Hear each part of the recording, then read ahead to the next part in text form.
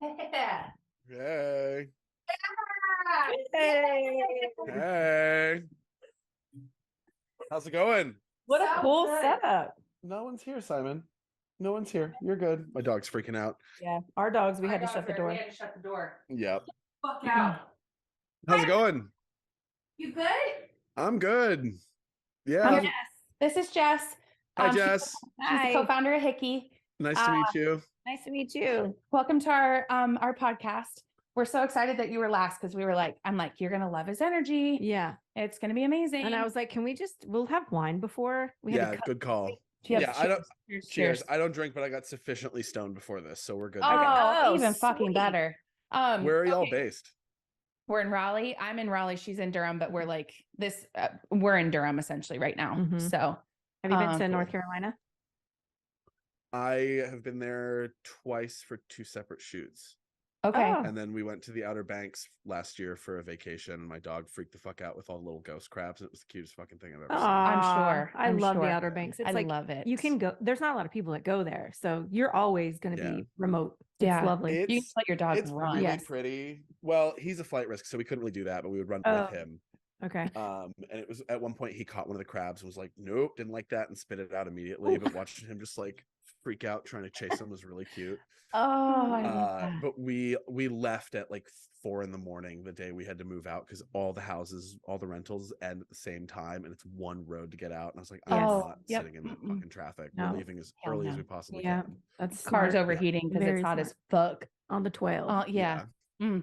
Mm-mm. Yeah, and our dog No. gets very car sick, no Also matter what. fun. Oh, yeah. My dog is It's not bad in the great. car. Oh, my dog loves the Yeah, it's car. not great. Yeah, yours is good. She loves it. question. Oh, fuck. I'm so excited. I'm so excited. Welcome to What the Body. Welcome to What the Body. We have the incredible Alex. Hey. Hot Fat Guy Club. Mm, Absolutely obsessed. Found you on TikTok. hilarious. You're hilarious, first and foremost. But you are Thank showing up you. for all the hot fatties out there because there are some delightful men that need some love and some self-confidence. And you are showing the fuck up for these people. Yes. And we love to see it. You're also a model. You do Yep. all sorts of like online social media stuff, like Recreation. all of this cool stuff. Yeah. We fucking love Mhm. that you're And here. you're the first male guest we've had. So bravo. Oh wow. Thank Yes. you. First of many, but That yeah. happens a lot. That's not the first time that's happened, which is unfortunate. yeah, That, like it is. it's taken this long for men to get to this point where we're having these conversations. yeah, Yeah. But yeah, fucking thrilled to be here. Yeah. love Woohoo. it. Love Let's it, let love it, rip. love it. So talk to us about why you created Hot Fat Guy Club. Yep. I want to hear this. So I moved to New York in 2011. Let's just like the quick Oh, way timeline. back. Moved to New York in Yeah. 2011 to study opera and was a professional opera singer Oh, shit. until COVID happened, basically. I And when I was living in San Francisco in 2015 after getting my bachelor's in New York City. I was pursuing my master's very briefly in San Francisco, and I had been using the same headshot. I was 24 years old, using the same headshot that had been taken when I was 17. I can send you guys. Oh this my picture. God. So Whoa. I needed new photos. So for Yeah. Christmas, my parents got me a photo shoot with this guy named Jiang Chen, who is now one of my best friends in the entire world. Love He that. was a mutual friend of my best friend, Chad Goodman, who's an orchestra conductor. And he took these amazing photos for Chad, and we did this photo shoot. And the first couple hours of it were terrible because I was super awkward on camera. And Yeah, didn't know how to, Absolutely. like, I didn't know what angles were, and I didn't know how to position myself, and I was super duper self-conscious. And I had like just bought this new suit, and I was not feeling it for the first couple hours. And then we went to the park in between the DeYoung Museum and the California Academy of Sciences, and there's this like big thing there, and we were trying to recreate this Pavarotti photo. Yeah. And then Jiang was just like, pretend you're James Dean, and it all fucking clicked. And then we just kind of let it rip, and I kind of got it.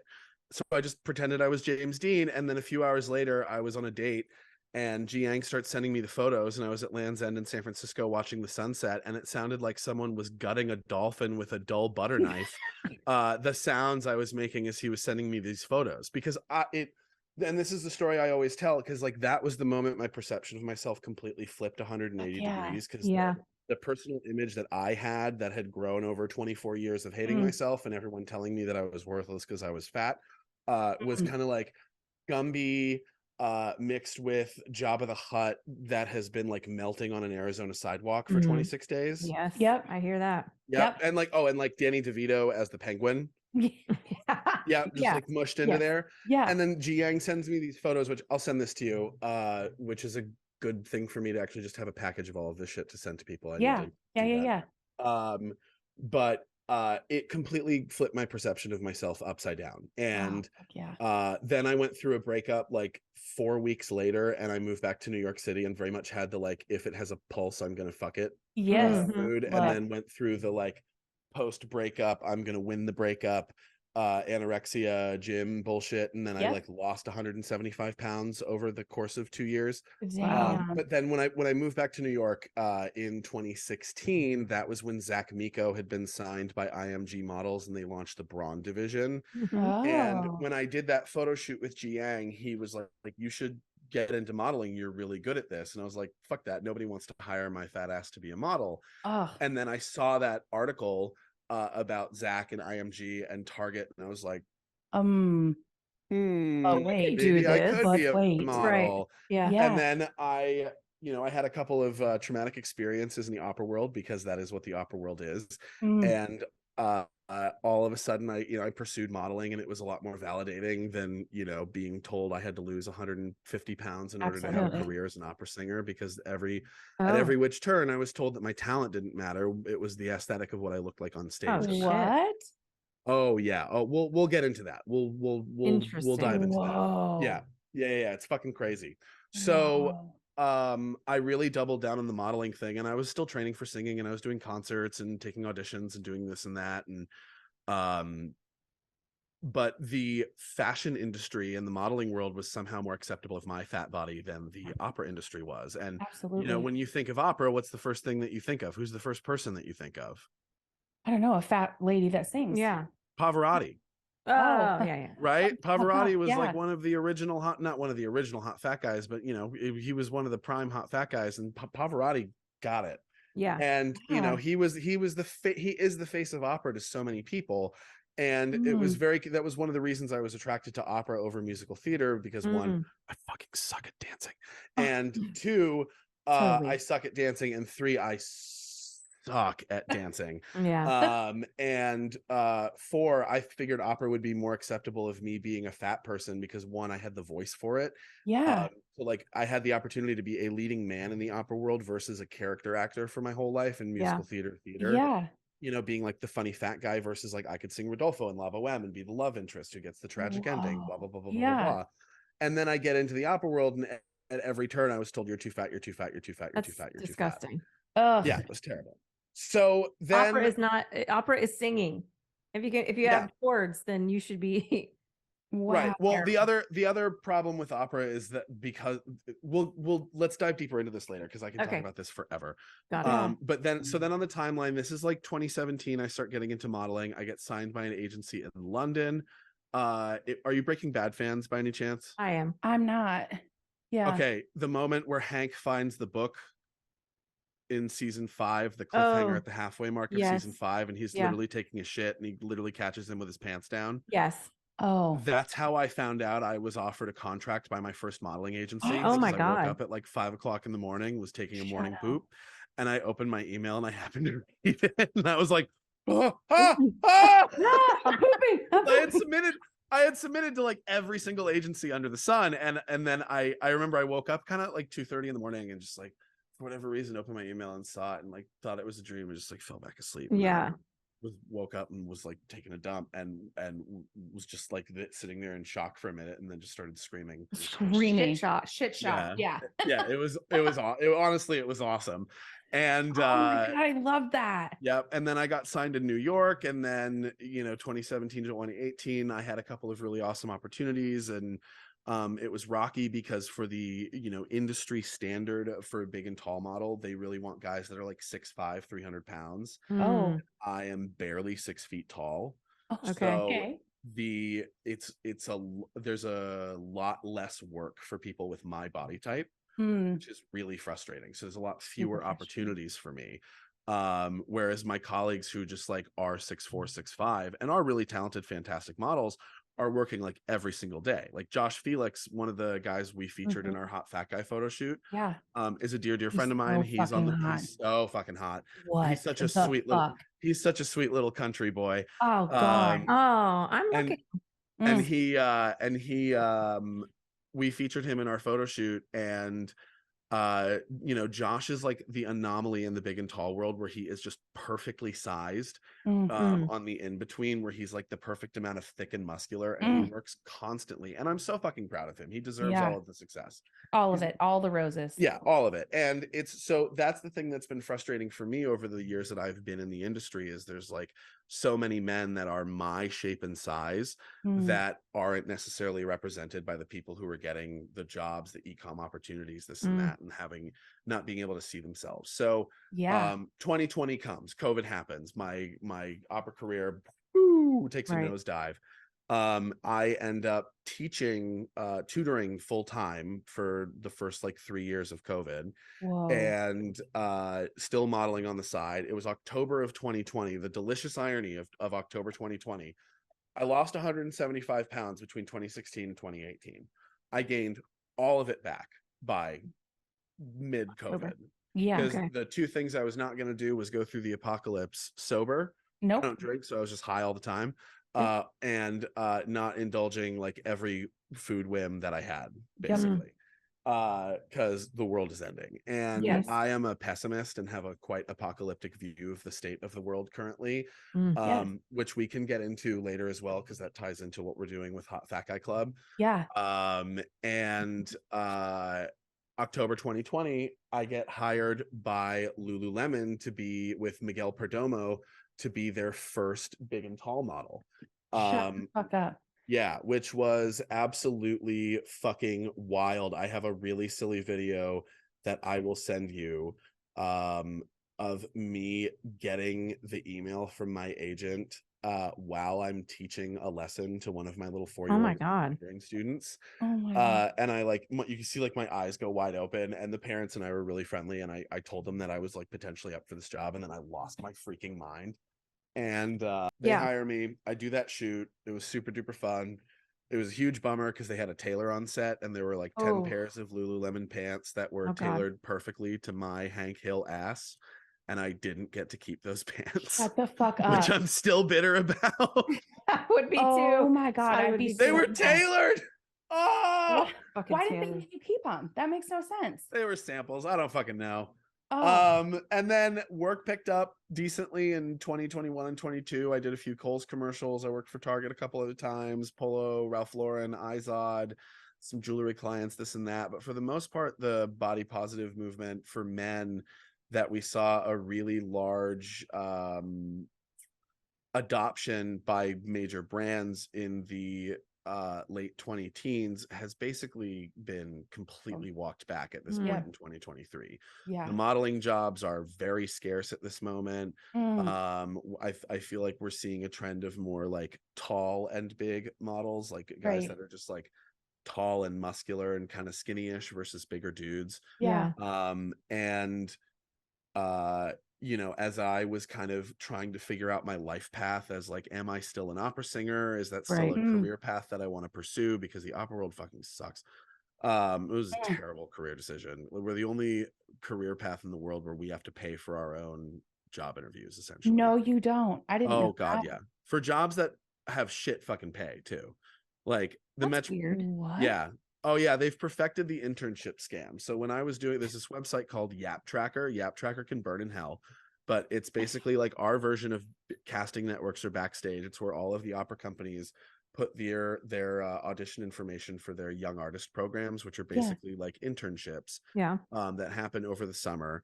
And we'll pay anywhere from like the major companies don't necessarily charge you an application fee. San Francisco Opera does not charge an application fee. I don't think the Met does, but these smaller companies will charge you anywhere from $15 to $150 to $200. Like Music Academy of the West costs like $180 to apply. Just to apply? Yeah, and like to apply, and then you have to pay an extra to submit your pre-screenings after you've spent God knows how much money coaching and preparing and primping yourself to make these pre-screening recordings, which now the standard is video. What the fuck? Oh yeah, Only and like, West Elm people can apply. Literally, yeah, West Elm only. it's pretty wild. And then like Yeah. you're applying for jobs that either pay you nothing or you have to pay to go and do, or something that's like anywhere from like $250 to $500 a week. Oh, Yeah. Ouch. I'm not And even you're used to work at McDonald's and you're working more. for like 15-hour days. It's fucking crazy. Absolutely oh my no. God. Yeah, Absolutely I no. did an That 8-week seems illegal. contract. I did an 8-week contract with this opera company one time, and I only got paid $3,000 for the whole contract. They What? put me up and gave me a rental car, but it was 8 weeks of work, and like with the amount of rehearsal and shows that we did, it worked out to something like $4 an hour for the whole Oh shit. process. I get that. I worked in minor league baseball. I worked in sports Right. for years. I very much understand this. And like you know, I pay at the time I was paying my old voice teacher charged $225 an hour for voice lessons. What the fuck? So you Yeah. have to work 3 years to pay her. Mhm. Yeah, I mean it's really fucking crazy. So it's a bad career path in every every way you shape it. yeah. And you know, it's unfortunate because I love the art form, but the art form in the last like 3 decades especially has seen the people who have been in charge of it be more concerned, and the board members and the, you know, the money and power in the opera world have been more concerned with the on-stage aesthetic of Mm. what the singers look like versus the quality of the singing.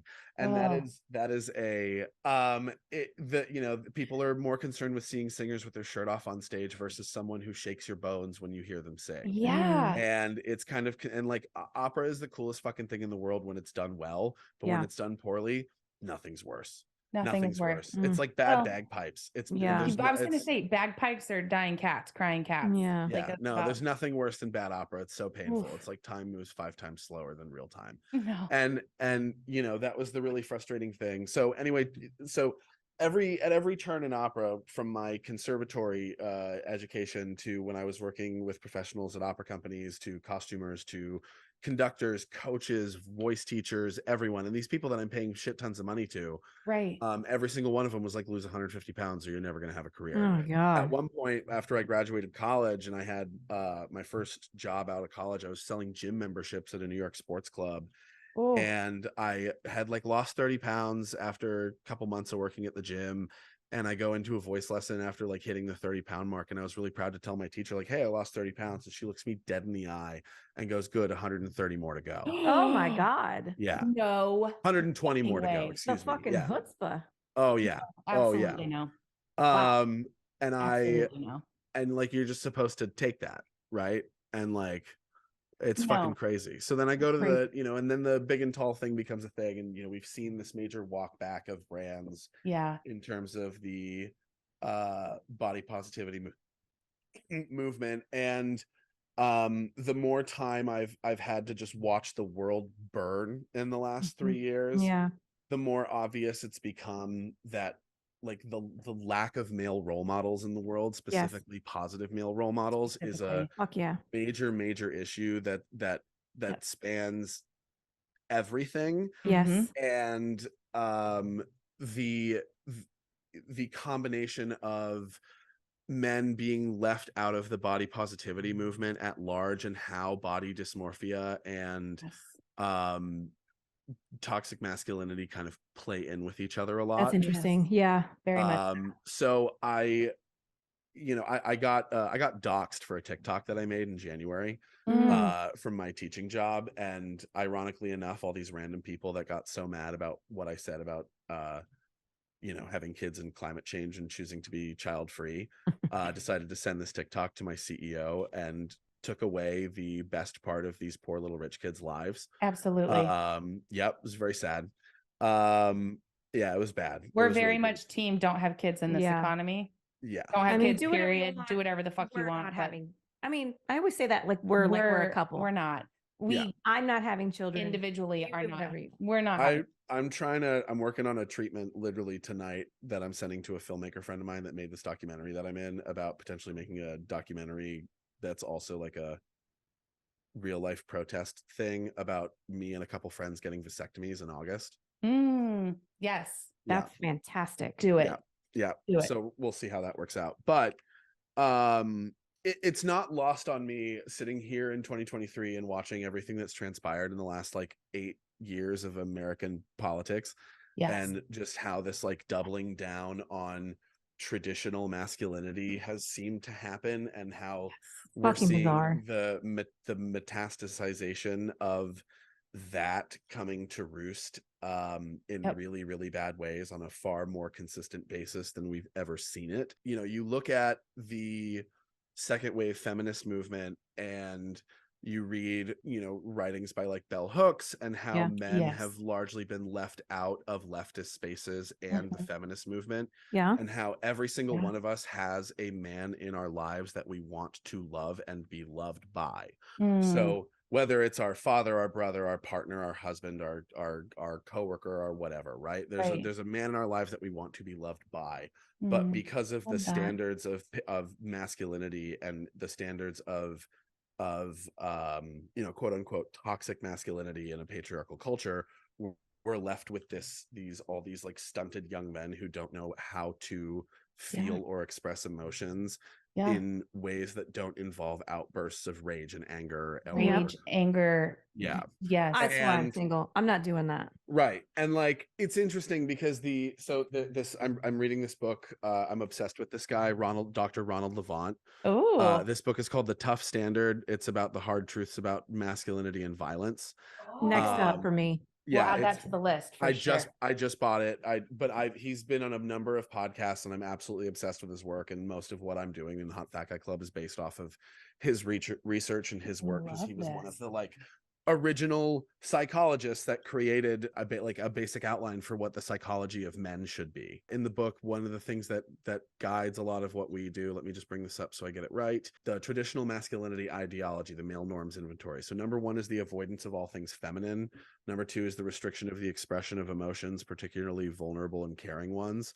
Number 3 is self-reliance. Number 4 is toughness, dominance, high importance on sex, like the Playboy norm, and disdain for sexual and gender minorities. Whoa. Okay, and that's all in that book. That's what must read for sure. This book is insane. It's fucking crazy. It boils down to like it starts so much earlier than you expect in terms of the socialization of boys, in terms of boys' ability to just like have perceivable emotions. Yes. And the idea of what male role models exist or don't exist in the world today, and you look at who is building an audience of young boys and men right now, and the men who are like being held up as pariahs, like you know, in 2017 it was Milo Yiannopoulos, and now it's you know, Joe Rogan and Andrew Tate and the Andrew Tates of the world. You know, Steven Crowder's been in the news a lot because of his divorce and that fucking video he made about no fault divorce in Texas. Yes. And guys like unbelievable. And guys like Matt Walsh and Ben Shapiro, and just this like whole network of airing your grievances on the internet about oh, women did this to me, and creating this whole toxic fucking toilet shit pipeline spiral. Yeah. And so the question is like, who are the good male role models in the world right now? Like, name one. I honestly couldn't pick one out for you at this moment. I mean, I went straight to like you. Yeah, like that's why you're here. But my brain, I was like, who's the CNN guy with the white hair, the gay guy? Anderson Cooper. He's a Vanderbilt. He can go fuck himself. Yeah, that's fair. Yeah. I couldn't, right? So I was just reaching. Like even the people that present as like somebody who wants to show up in society and like make change. What's the guy that just did The Whale? Brendan Fraser. I watched that movie. Wore a fat suit. Like there's just so much like even that, like once you start unpacking people, I just feel like they get worse and worse and worse. And I'm like, I'm willing to give Brendan Fraser the benefit of the doubt on one, considering he was one of the few male survivors of sexual violence who actually spoke out of his you know, I'm not going to watch that movie. I'm happy he got his award. I grew up being a huge fan of Brendan Fraser. Fucking love the guy. Can't wait to see what he does next. Hope I get to interview him for my podcast. And talk to him about that exact thing. Because also, like, he does not look like George of the Jungle anymore. No. No. And so I No. am actually really interested in his perspective of going from the hottest guy ever in the Mummy movies and George of the Jungle to now being a very quote unquote regular looking guy with a dad bod. Yeah. And like, because he's, you know, yes, they should have hired a fat actor to be in that role in that movie, but also thankfully it wasn't like Brad Pitt doing the role. Bingo. Yeah. You Yeah. know, so Yeah. I'm at least willing to concede that. And I appreciate him, but I was so excited at first, and even just like the little bit of unpacking you do, you're like, you can even poke holes and You should watch the movie. You know what I mean? Like, I hear It's you. bizarre. I know, I hear you, but Just to get the context, because I watched it on a plane. It was the saddest, hardest, heaviest movie I've seen in a really long time. Yeah, I'm good. I'm already sad enough. I was gonna say I just don't do sad well. Yeah. So this is really interesting. So you're diving into this and you're saying, I'm going to step into this role, or what are you thinking about this? Yeah, like basically the goal is multiple fold. So Okay. when we originally started the idea of Hot Fat Guy Club, like it started literally as a joke because I had a couple of TikToks go viral and I just put in my bio the CEO of the Hot Fat Guy Club. Yeah. And one day I was talking to a buddy of mine who is now my co-founder, just like telling him that, and he was like, wait a minute. But wait, we're actually going to do this. We're going to do it. Yeah, but wait a minute. And then it's evolved into this whole thing where now we're building a curriculum built around body acceptance, self-acceptance, kind of like a little deeper than intro to basic mental health, but a lot deeper than that. But you know, it's built around knowing your triggers and understanding consent and communication and a whole bunch of shit. So we're filming that this summer with a partner that we have in the UK who's built a whole career around doing work like that. Oh, I love this. And then in-person events are going to be a big thing. So we just had our first boxing event. We partnered with a queer boxing gym in Brooklyn called Outbox. And we did a hot fat boxing class. We're going to offer a whole bunch more like fat positive, body positive, kind of, you know, all genders welcome fitness classes in New York and at Outbox and different shit like that. And it was great because we had this one guy who came, his name was Brian. You know, he was a little nervous when he got there. It was like a whole bunch of new people, and like you know, it was weird for me being an introvert who likes to pretend to be an extrovert. And like, it's my event and I have to talk to everybody, right? And I can't just like hide over the grill or the stove and just be like, oh, you all talk to each other. Yeah. And I was talking to him, and then we ended up doing some partner work together. And like, I love boxing because I miss being able to legally hit things. And it's a great place to let all the rage out. That's, you know, in a healthy way. And just the way his face fucking lit up once we got into it. It was having so much fun. It was so great. Yeah. There's something you've said about that. Yeah. Yeah. It's such a good way to just like let all the demons out, because we're all like we're all told to just like be quiet, keep it in, don't talk about your feelings. Men especially, like men are basically trapped in this prison of masculinity where they're not allowed to talk about what's going on with each other. And you know, if you do, you're seen as a pussy or some shit and get made fun of. And like, if you have feelings, like men are not allowed to cry, which is one of the most basic core human emotions. So have you watched are you watching the new series of Queer Eye by chance? No, I haven't. Okay, so we both love Queer Eye, and I didn't know that there was a new series. She messaged me was it yesterday? Last night. And so I started watching it, and one of the first episodes is a fraternity, and they go down to the river and they like talk about their feelings, and everyone is crying. I sobbed. I sobbed. I was like, this is the most joyful, genuine. They were hugging each other. They're like, I'm so sorry I wasn't checking in on you.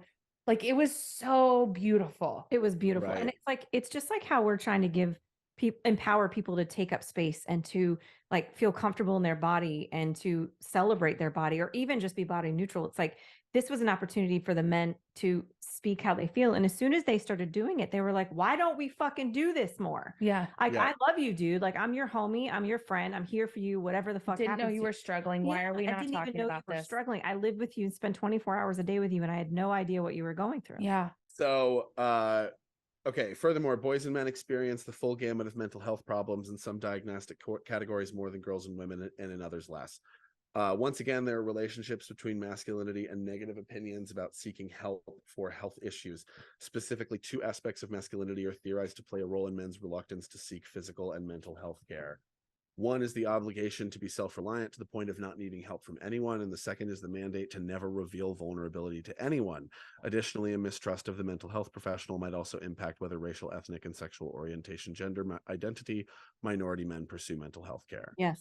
Yeah. Whoa. I cannot wait to read this book. It's interesting because just like how Virgie was talking about how gender has completely impacted the diet culture and vice versa, it's like this, yes, men struggle, but this is a huge impact in the minority community who also already don't have a voice. Yes, very much that. So we're also building, one of the things that we're going to be looking to do a lot is we're building a consultancy to kind of set the standards across the industry of what big and tall sizing should be. Yes, good. And what the big and tall male consumer really wants. Like that's one of the really big things is like I feel like a lot of these brands focus so much on utility. And like, oh, we had some extra fabric, let's make a crappy polo shirt or something. We need to get you in contact with Cara Richardson Whiteley. She's with the Gorgeous Agency, and she does this in the outdoor space for women specifically. Obviously, she works with all genders, She but needs to get with him. we need to get you introduced yesterday. She's a journalist, author, PR. She is a woman who climbed Mount Kilimanjaro 3 separate times. 3 times. As an over 300-pound individual. Yeah, let's talk. She started what's called the Gorgeous Agency, and she is just she's an incredible human being. Well, and I was also going to tell you to look at the Kinsey website because she just started a line of outdoor. She's in sales and quit her job and started an outdoor line for size 12 and up. We've got a lot of connections for you. Yeah. Let's talk because we're Her website though has these models that do a 360, so you can see their entire body. Oh, that's great. Right? It's not just like, oh, I'm size whatever, because that's not a thing. Yeah. Right. So we're gonna start this this consultancy and kind of set that standard, and then we're gonna have our own like custom merch drops. And our initial thing, we're gonna start off very basically. We're doing like hats and t-shirts, but I made sure that I like tried a bunch of different blanks, and the ones I got specifically like hold on to the screen. It's a giant screen print, so it maintains the shape on the front. Yes. Cotton's really, really, really thick, and it's super nice, and it maintains its size. The 4XL is really like a 6XL.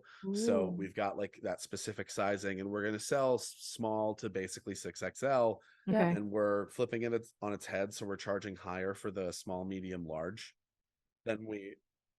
And then we're going to have that. That's great.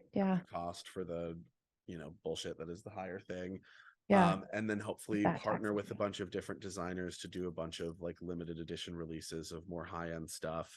Then eventually convince, in a perfect world, I want to partner with Versace to do a big and tall line with them. You will. One, because of I love their shit, and two, spite.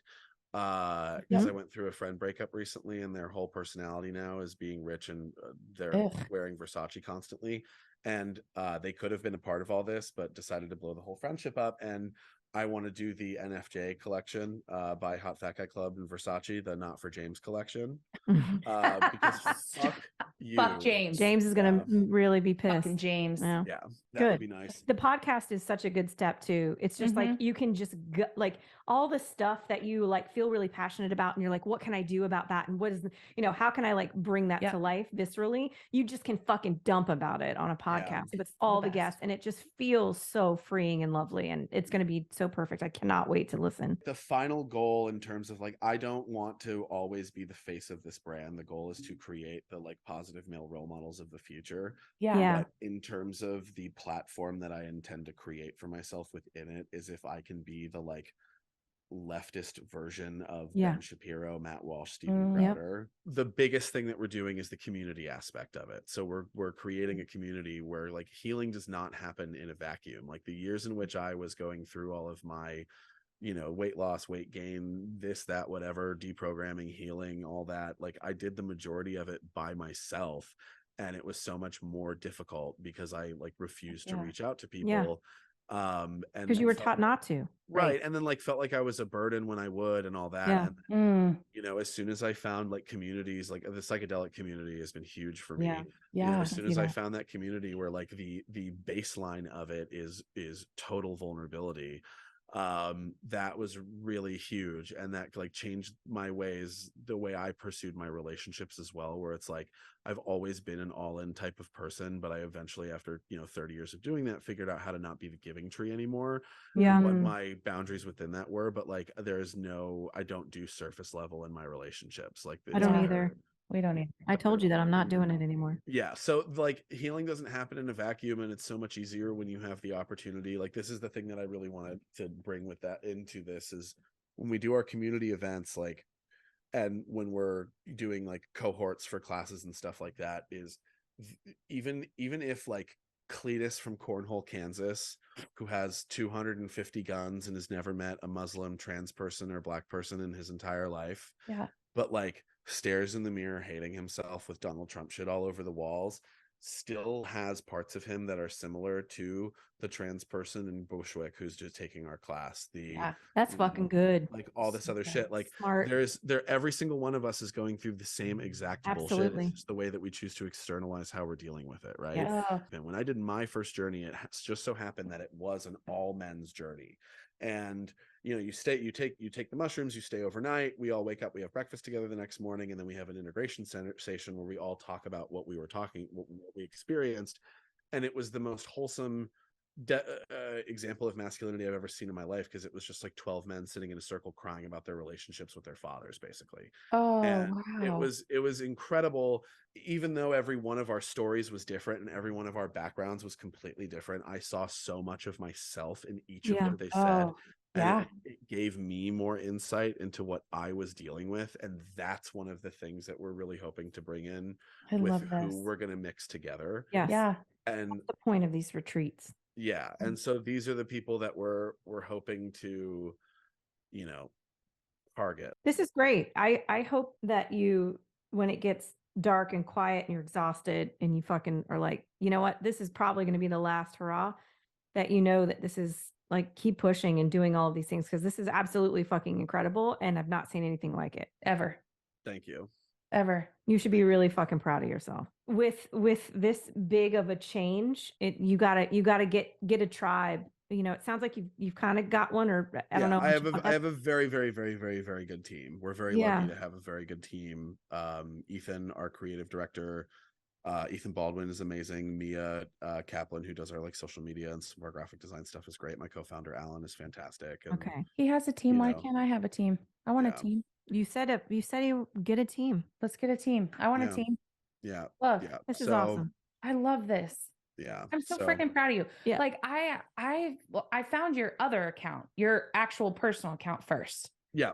And then watched Hot Fat Guy Club turn into this thing where I'm like, why are we not doing this all over? Like, why are more people not doing this? Right.